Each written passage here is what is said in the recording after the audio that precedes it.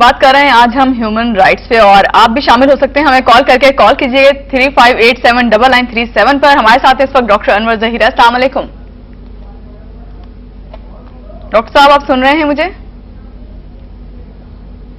Hello, अस्सलाम वालेकुम जी doctor साहब। जी बात यह है, देखें जब हम ह्यूमन राइट्स की बात करते हैं तो ह्यूमन राइट्स को जो है वो बिल्कुल डिफरेंट कॉन्टेक्स्ट में देखना होगा। एक बात, दूसरे जो भी इंस्टीट्यूशंस और जो भी एनजीओज काम कर रही हैं उनको अपने स्पेक्ट्रम को वाइड करना होगा, ब्रॉड करना होगा, क्योंकि ह्यूमन राइट ये नहीं है कि किसी फीमेल के साथ कोई ज्यादती हो गई या किसी मेल के साथ या किसी लड़के या लड़की के साथ। जी बिल्कुल दुरुस्त। ह्यूमन राइट्स तो ये है कि जो हमारी बेसिक बातें हैं और जो बेसिक राइट्स हैं वो मिल रहे हैं इंसान को या नहीं मिल रहे हैं।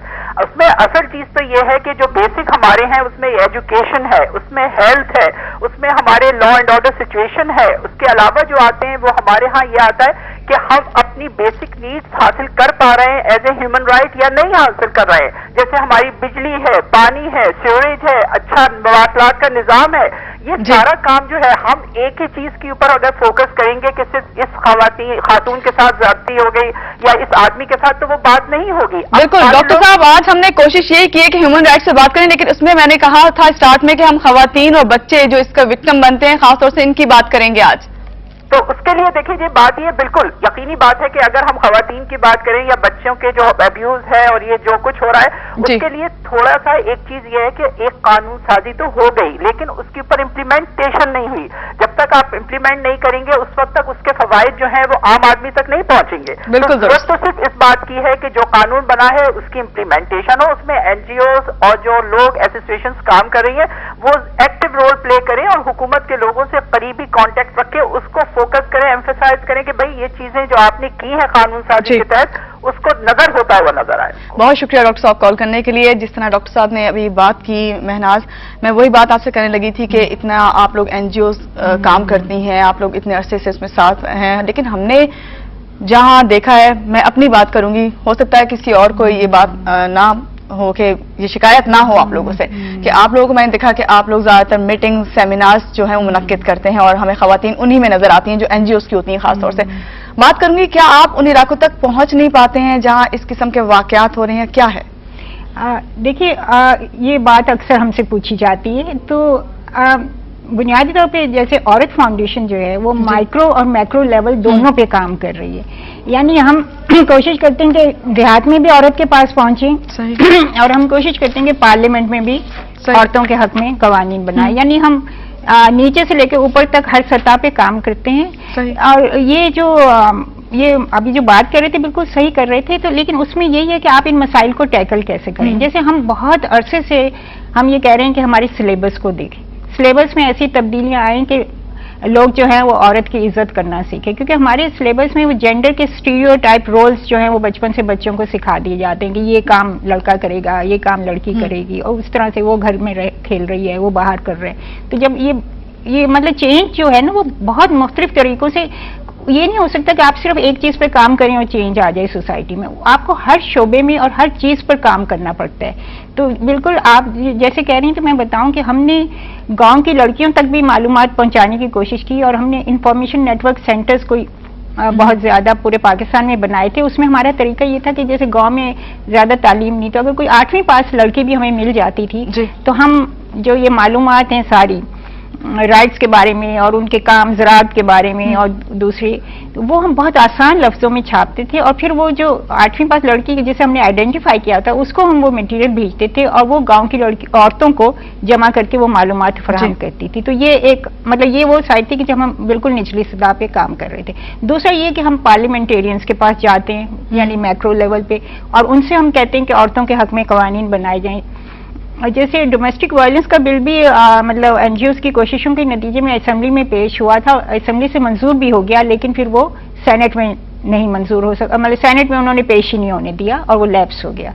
तो अब हमारा एक मुतालबा और कोशिश यही है कि वो डोमेस्टिक वायलेंस के खिलाफ बिल जो है वो बन जाए ताकि औरतों को इस जुल्म सितम से निजात मिले, क्योंकि हमारे पास बहुत केसेस आते रहते हैं, अच्छे खासे आला तबके की ख्वातीन जो है वो भी तो सिर्फ फाइलों तक तो नहीं रह जाते, क्या उनका कोई रिजल्ट भी निकलता है, कोई सुनवाई भी होती है उनकी? क्योंकि बास खवातीन तो बास क्या अक्सर खवातीन जो हैं वो घबराती हैं اور بچے تو آپ ہاں، تک پہنچ ہی نہیں پاتے ہیں. جی ہاں، یہ سب مسائل اپنی جگہ، لیکن اس کے لیے وہی ہے نا کہ پھر آپ میکرو لیول پہ اگر آپ ایڈوکیسی کر رہے ہیں جی. اور آپ ان کے حق میں قوانین بنانے میں کامیاب ہو جاتے ہیں تو ظاہر ہے وہ پھر ان بچوں اور عورتوں کو فائدہ پہنچتا ہے. یعنی اگر ہم ڈائریکٹ ان کا کوئی مسئلہ حل نہیں بھی کر سکے لیکن ہم نے اوپر پہنچ کے ان کے حق میں کوئی قانون بنوا لیا تو فائدہ تو الٹیمیٹلی انہی کو پہنچے گا نا، انہی عورتوں کو پہنچے گا جن تک بے شک ہماری رسائی نہ ہو سکی ہو. تو یہ اسی لیے میں نے کہا کہ یہ ہمیں یعنی اوپر سے اور نیچے سے ہر سطح پہ کام کرنا ہے اور اسی کے نتیجے میں چینج آئے گی. صحیح. اچھا، یہاں بات کروں گی کہ یہ جو ہم ہیومن رائٹس کی اگر بات کر رہے ہیں تو اس میں ہم نے دیکھا ہے یہ تو ایک بین الاقوامی مسئلہ ہے، مگر کیا آپ یہ سمجھتی ہیں کہ جہاں غربت زیادہ ہے، جہالت زیادہ ہے، وہاں انسانی حقوق کی زیادہ پامالی ہوتی ہے؟ جی یہ تو ظاہر سی بات ہے کہ جب شعور ہی نہیں ہوگا اور جب مطلب غربت تو پھر آپ کو کچھ بھی کرنے پہ مجبور کر سکتی ہے نا، تو وہ مسائل تو ہیں. ظاہر غربت ایک بنیادی مسئلہ ہے جسے دور کرنا چاہیے. تعلیم کی فراہمی ایک بنیادی مسئلہ ہے کہ ہر ایک کو تعلیم ملے، یہ اس کا حق ہے. دیکھیے اس میں یہ جو این جی اوز ہیں ہم لوگ رائٹ بیسڈ اپروچ میں یقین رکھتے ہیں کہ ہم یہ نہیں کہتے کہ ہمیں انہیں یہ ملنا چاہیے، انہیں یہ دے دو، بلکہ یہ ان کا حق ہے. اگر ترقی کرنا ان کا حق ہے، تعلیم حاصل کرنا عوام کا حق ہے. اگر وہ کوئی دے رہا ہے انہیں تو وہ احسان نہیں کر رہا، کیونکہ یہ تو عوام کا حق ہے جو انہیں ملنا چاہیے، اور جو نہیں مل رہا تو وہ غلط ہو رہا ہے. مطلب رائٹ بیسڈ اپروچ کا مطلب یہ ہے کہ یہ ساری بنیادی ضروریات جو ہیں یہ بنیادی حقوق ہیں. اصل میں روٹی، کپڑا، مکان، سب یہ ضروریات سے بڑھ کر اب ہم انہیں حقوق سمجھتے ہیں. یہ عوام کا حق ہے کہ انہیں یہ بنیادی ضروریات ملیں، انہیں تعلیم ملے، انہیں صحت کی سہولتوں تک رسائی ملے. اور آہستہ آہستہ اگر یہ چیزیں ختم ہو رہی ہیں تو یہ بہت تشویشناک ہے اور اس پہ ہمیں مطلب مہم چلانی رہے. بالکل ہم دیکھ بھی رہے ہیں کہ پرائیویٹائزیشن اور یہ وہ تو جو سہولتیں اسٹیٹ کی طرف سے ملتی تھیں وہ آہستہ آہستہ ودڈرا ہوتی جا رہی ہیں مختلف ملکوں میں. ہمارے یہاں تو خیر شروع میں کم ہی تھا، وہ ان کو بھی پرائیویٹائزیشن کے نام پہ اگر وہ سہولتیں بھی عوام سے چھن جاتی تو وہ ایک تکلیف دہ بات ہے. اچھا مہناز، آپ سے بات کروں گی یہاں پہ کہ دیکھنے میں یہ آیا ہے کہ لوگوں کا ذہن یہ کہ این جی او جو ہیں وہ اس قدر اس لحاظ سے کام نہیں کر پاتی ہیں جس طرح کہ ہم سوچتے ہیں، اور بعض لوگ تو گھبراتے ہیں این جی او کے پاس گئے تو اب تو پھنس جائیں گے. کیا آپ اس وقت خواتین دیکھ رہی ہیں یا بچے یا جو بھی آپ کو دکھ رہا ہے، اس میں خالی خواتین ہی نہیں کوئی بھی انسان جو ہے جس کے حقوق کی پامالی ہو رہی ہے وہ آپ لوگوں تک آنا چاہے تو کیا وہ ظاہر ہے جو ہم جن کو اویئرنیس ہوتی ہے، جن کو پتہ ہوتا ہے ہمارے بارے میں یا ہمیں ان کے بارے میں پتہ چلتا ہے تو وہ ہم ان تک اور وہ ہم تک پہنچ جاتے ہیں. لیکن یہ ایک چھوٹی تعداد ہے، کیونکہ اس میں ہمیں یہ چیز بھی مد نظر رکھنی چاہیے کہ پاکستان کی سول سوسائٹی ابھی جو ایک نوزائیدہ وہ ہے، ابھی اسے آگے بڑھنے پھلنے پھولنے کے لیے بہت ٹائم چاہیے. اور دوسری اس بات کو بھی ہمیں ذہن میں رکھنا چاہیے کہ دیکھیے اسٹیٹ کی جو ذمہ داریاں ہیں وہ اسٹیٹ کو پوری کرنی چاہیے، کیونکہ بیچ میں اکثر ہم بھی کبھی بہت جوش میں آ کے ہوتا ہے کہ یہ بھی کر لیں وہ بھی کر لیں، لیکن جو اسٹیٹ کے کام ہے وہ تو اسٹیٹ کو کرنے چاہیے. جیسے میں نے کہا اگر مفت تعلیم کی فراہمی اسٹیٹ کی ذمہ داری ہے تو اب این جی اوز کتنے اسکول کھولیں گے؟ یہ تو جب تک جو اسٹیٹ کے کام ہے وہ اسٹیٹ نہیں کرے گی تو ہم تو صرف ان کی مدد کر سکتے ہیں، ان کو فیسیلیٹیٹ کر سکتے ہیں، لیکن ہم پورے اس بڑے پیمانے پہ وہ کام نہیں کر سکتے جو اسٹیٹ کر سکتی ہے. تو اسٹیٹ کو بھی اپنی ذمہ داریاں پوری کرنی چاہیے. صحیح. ہمارے ساتھ اس وقت ہیں فوزیہ، ان سے بات کرتے ہیں. السلام علیکم فوزیہ. السلام علیکم. فوزیہ، بات کر رہے ہیں آج ہم ہیومن رائٹس کے، اس میں خاص طور پر خواتین اور بچوں کی بات کریں جو زیادتی کا نشانہ بنتے ہیں. کیا کہیں گے اس پر آپ؟ کیوں اس قسم کے واقعات بڑھتے جا رہے ہیں؟ دیکھیے دو وجوہات ہیں. ایک تو یہ کہ جب اس طرح کے واقعات کی پکڑ نہیں ہوتی نا، جی، اکاؤنٹیبلٹی نہیں ہوتی تو لوگوں کو زیادہ شے ملتی ہے. اور دوسری وجہ یہ ہے کہ اب میڈیا کے تھرو اور جو تنظیمیں کام کر رہی ہیں اس کے تھرو انفارمیشن زیادہ آنے لگی ہے. تو ایشوز پہلے بھی بہت زیادہ تھے لیکن وہ چھپا لیے جاتے تھے، ریپوٹیشن کے مسئلے تھے، فیملیز کے مسئلے تھے، اب ذرا کھل کے بات ہونے لگی ہے. تو دونوں وجوہات ہیں. مگر اس کے لیے ابھی آپ کی جس طرح پہلے بات ہو رہی تھی اسٹیٹ کی اور تنظیموں کی بات کر رہے تھے، میرا خیال ہے دونوں کی پارٹنرشپ جو ہے نا سب سے ضروری ہے.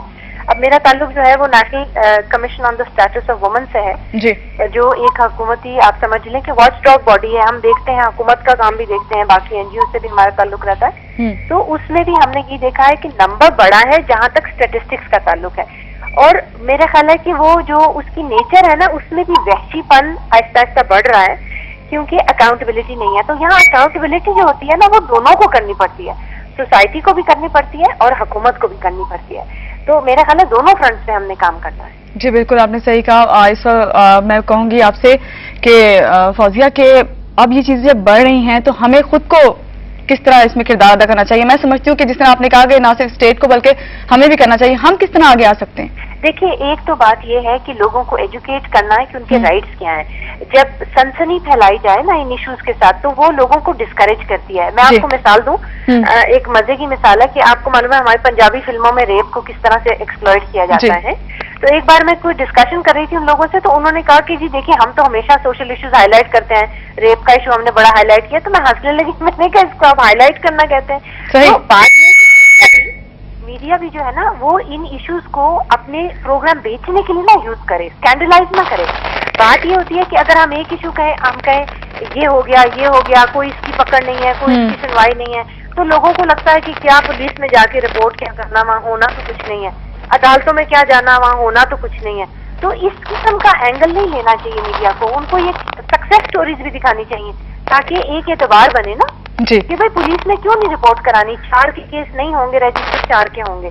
हाँ, पुलिस वालों की भी पकड़ होनी चाहिए, मगर लोगों को ये नहीं हमने बताना है कि सिस्टम काम नहीं करता, इसलिए क्या फायदा, जाके वडेरे से ही फैसला करा लो।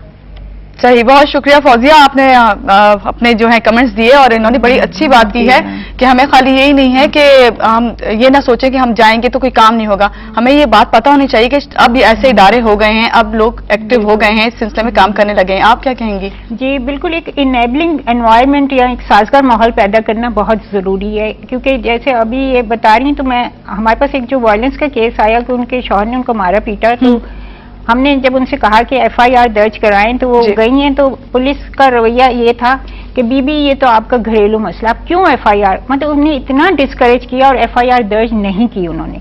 फिर हमें ऊपर से उनके डीआईजी वगैरह से कहलवाना पड़ा, तब कहीं जाके वो एफआईआर दर्ज करने पर राजी हुई। तो एक वो जो एटीट्यूडनल चेंज लाना बहुत जरूरी है, क्योंकि अब ये रवैया ना कि अगर भाई थप्पड़ मार दिया, अब ये कोई क्या, ये तो शौहर का राइट है। अब इस तरह के रवैये जब तक चेंज नहीं होंगे, तो फिर वो पुलिस और आगे दूसरे अदारे, उनके भी रवैये ये होते हैं कि भाई मार दिया तो क्या हुआ, वो तो मियां है। थप्पड़ मारने की बात करें, यहाँ तो बिल्कुल ही मार दिया जाता है, जाने ले ली जाती है। बहुत अफसोस की बात है। और आपने जो मुझे फैक्ट्स एंड फिगर्स दिए हैं, यकीनन अपने नाज़रीन को बताऊंगी, मगर वक्त हुआ एक छोटी सी ब्रेक का, इसके बाद हम आते हैं और बताते हैं कि क्या रेशो अब हो गया है।